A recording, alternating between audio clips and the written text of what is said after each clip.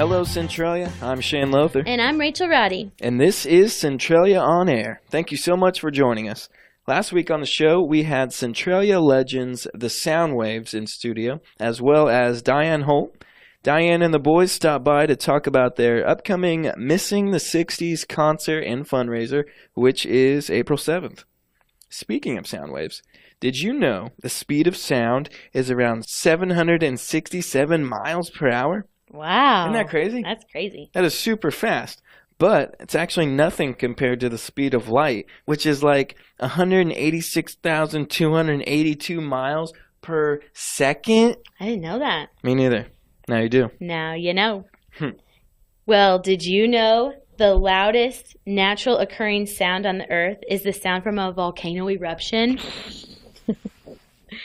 The Krakatoa eruption in 1883 was recorded to have the loudest sound produced in the world. The sound was heard from 4,000 miles away. Second loudest sound ever recorded? The sound of a nagging mother-in-law. You cannot say that. Okay. I've been watching too much Home Improvement. I take that back. I I take it all back. I don't even have a nagging mother-in-law. I have a mother-in-law. She rarely nags. Did you know that if you fear noise, then you have what's called acoustic phobia? And if you fear music, then you have mellophobia. And if you have a fear of good music, I think that just makes you a hipster. hey-o! Sick burn, Rachel. Anyways, that was last week. But this is this week. That's right. On today's show, we've got Ford and Kathy Donnelly in studio. They stopped by to talk about Centralia's Home to School Connection program and a little more about the upcoming fundraiser on April 7th. All right, Don and Kathy, thank you so much for being here today. Tell us a little bit about yourselves. Well, my name's Don Ford. I'm Director of Technology for Centralia City Schools. And a few years ago, we had a vision along with Superintendent Craig Clark to find a way to sort of help some of the families in our schools get their kids to school on time and in a healthy way. And we looked into bringing Kathy Donnelly in, who's done a fantastic job as our home to school liaison. Kathy? I'm Kathy Donnelly, and I am the Home to School Liaison with Centralia City Schools. This is my third year in this position.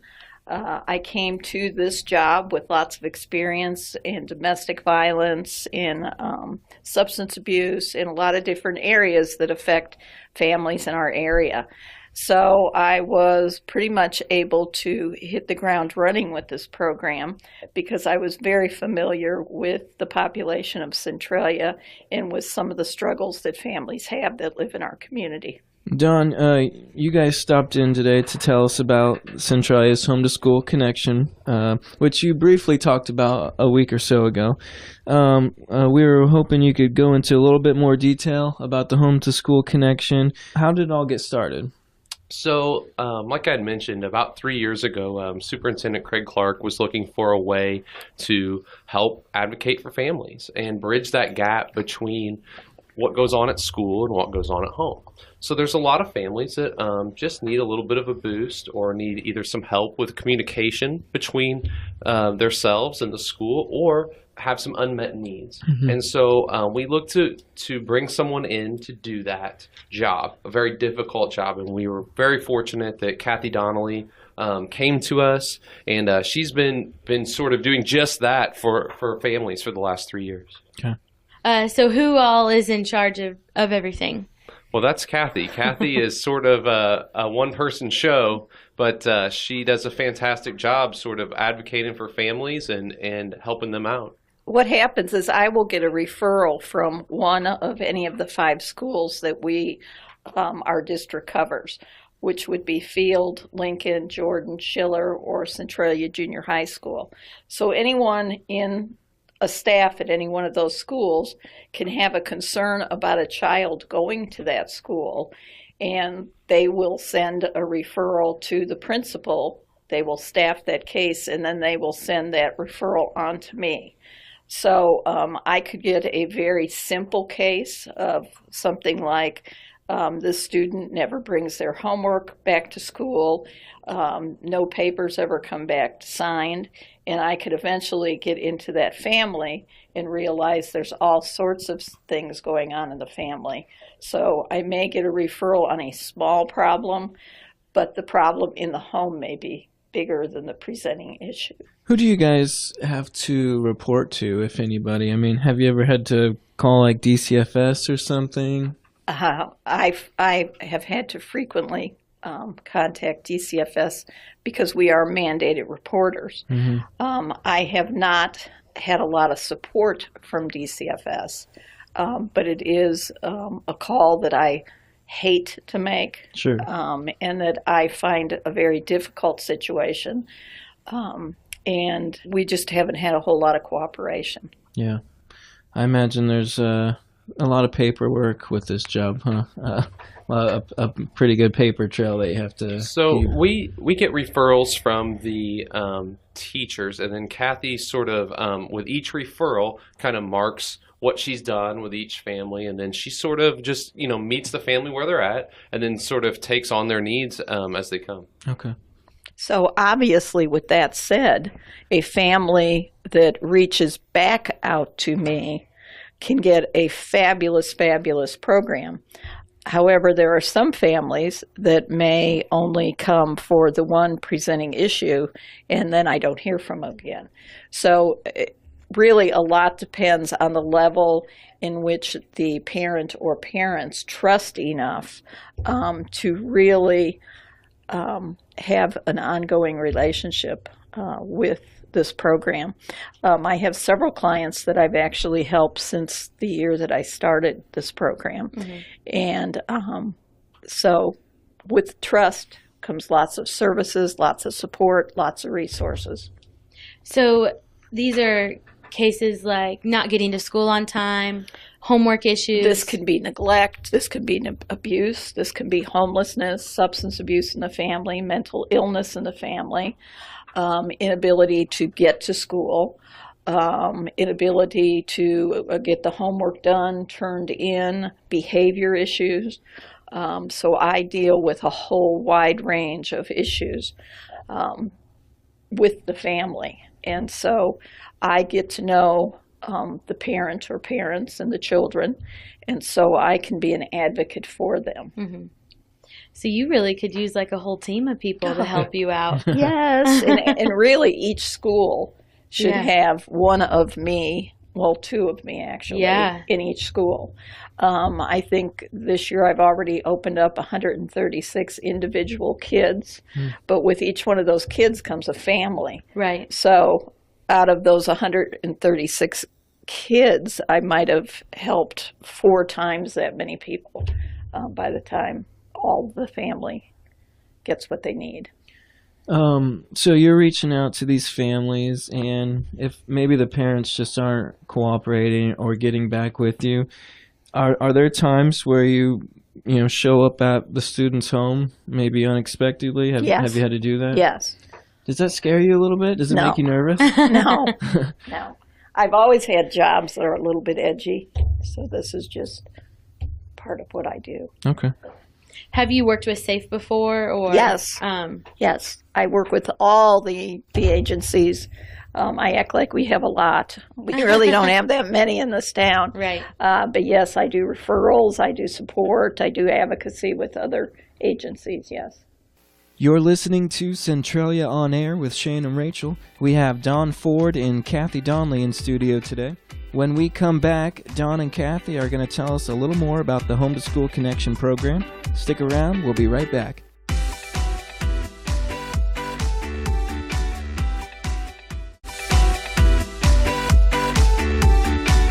Shane and Rachel here. This is Centralia On Air. We have Don Ford and Kathy Donnelly from Centralia's Home to School Connection in studio today.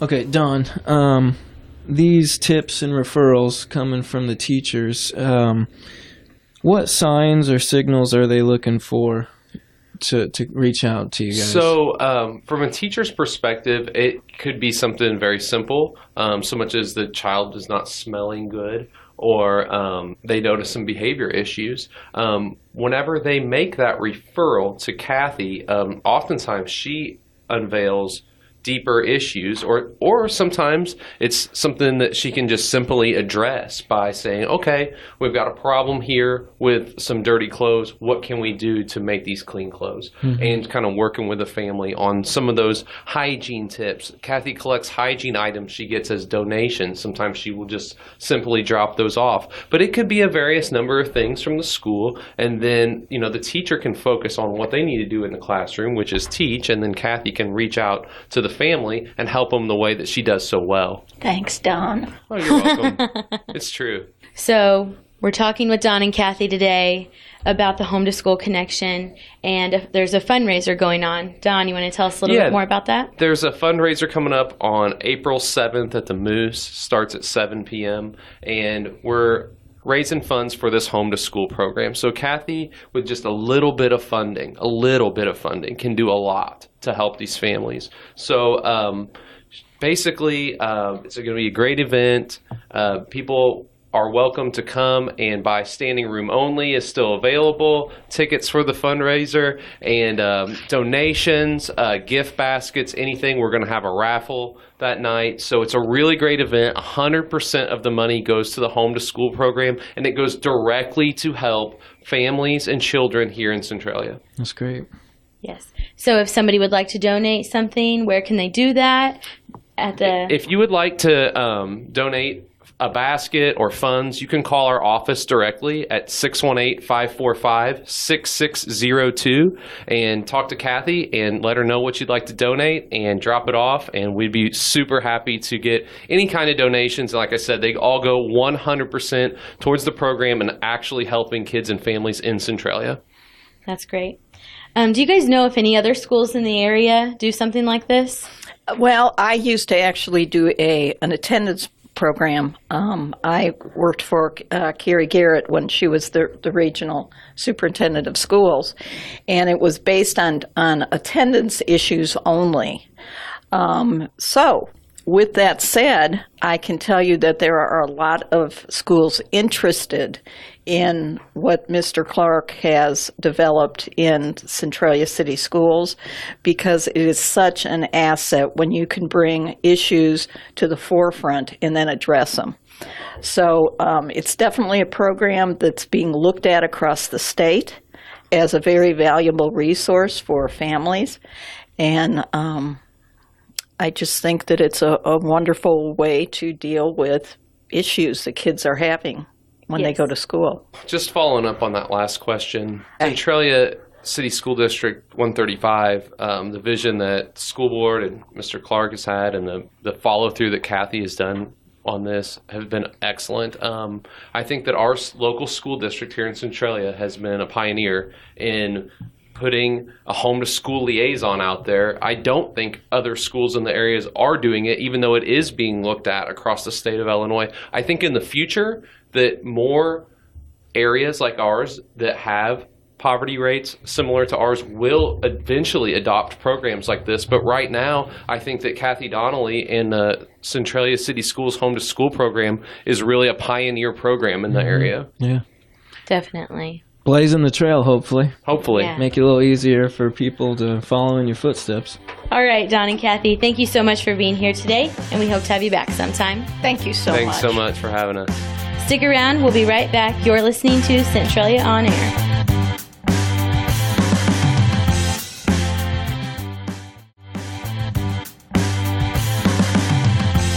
Shane and Rachel here. You're listening to Centralia On Air.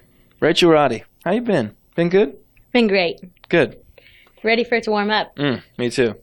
The sunshine is nice, but it's a little cold. It's terrible because it looks so nice outside. I know, but then you walk out. Yeah, you got to check your phone. You got to check the temperature because you need a jacket. You don't feel good out. Yeah. But I'm sure most of the teachers and all the kids are ready for spring break. Oh, yeah. Let me tell you. I am married to a teacher, and I think they're ready for spring break about a month after school starts. Right? Yeah. Speaking of spring break, if you've ever been on spring break, you know how big of a party it can be. I've been to Panama City Beach with my best friends. Yep. Can't believe that was 7 years ago. Time flies, huh? It does. We all drove down to Panama City. Wait. Don't talk about that. Why? That's probably a boring spring break story. I know. Oh, yeah. They it was always boring. are. We don't have time for that. You know why? Why? Because it's time for the top 5. What's the top 5? Top 5 things you didn't know about spring break. There we Probably. go. Probably. Maybe. All right, number 1. Celebrating spring with massive partying is a tradition that's over 2,000 years old. Holy smokes. Right? The ancient Romans had a festival called Floralia, which lasted from April 28th to May 3rd, and it sounds like it was off the hook. You have no idea. But it wasn't just the Romans. The Celts danced around chanting Amen, which means bring in the May. So it hasn't always been beer and bikinis? No, apparently not. More like kilts and bagpipes. Right? Okay, so number 2. Spring break all began with toothpaste, a hurricane, and a swim team. In 1926, Miami was flattened by a hurricane. So the city of Fort Lauderdale in Florida was like, hey, I think we got something here. So they built the first Olympic-sized pool, and colleges all around the United States would bring their teams up to train during spring break. Okay. But the first team to show up was from Colgate University. Their all-male squad came from New York, and that's where it all started in Florida. And everyone had beautiful-looking teeth. All right, number 3. A professor's novel heralded in spring break's breakthrough. Glendon Swarthout, a college professor, decided he would see what spring break was all about. So in 1958, he wrote a book called Where the Boys Are. It's about college students finding love on spring break. I bet you didn't know this. What? Hollywood picked it up and made a film starring George Hamilton. I didn't know that. I've never seen it. But I bet you did know number 4. What's that? Spring break, as we know it, is a product of MTV. Oh, yeah, definitely. They hosted the first live spring break concert at Daytona Beach, Florida, in 1986.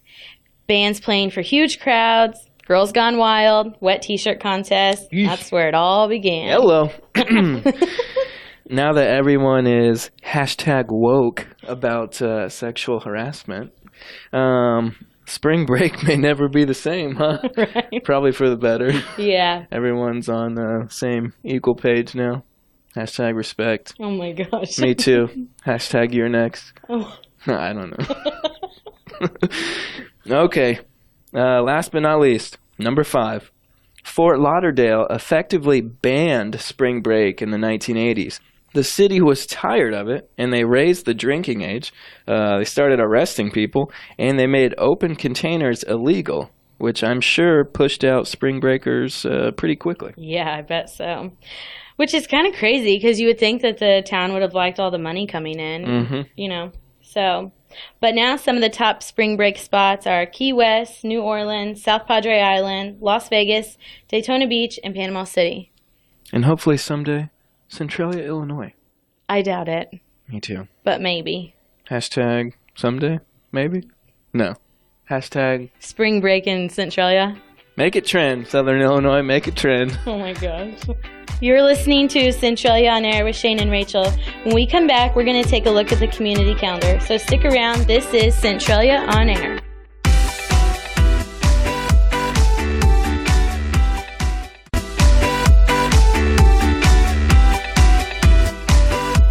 Welcome back. This is Centralia on Air with Shane and Rachel. Here's a look at your community calendar. Elite Ladies Basketball Development Camp, hosted by college players and pro players, grades K through 9. $45 for the day of the camp, Wednesday, March 28th and Thursday, March 29th from 5 to 6, and Friday, March 30th from 8 to 1 at Centralia Junior High School. Call 801-876-0636 for more information or to register. Veterans Honor Flight of Southern Illinois will have guest speaker Brian Questel on Tuesday, April 3rd at 5:30 at Masonic Lodge. For more information, please contact Gordon Miller at 618-322-9983. Kaskaskia College Sports Association will host Seinfeld Trivia Night on Saturday, April 14th, starting at 6 at Greenview Golf Course in Centralia. $200 a team or $25 per person. 8 people per table. For more information, contact Kathy Carrick at 545-3182. St. Teresa Grade School Chicken Dinner in Salem on Sunday, April 15th from 11 to 1.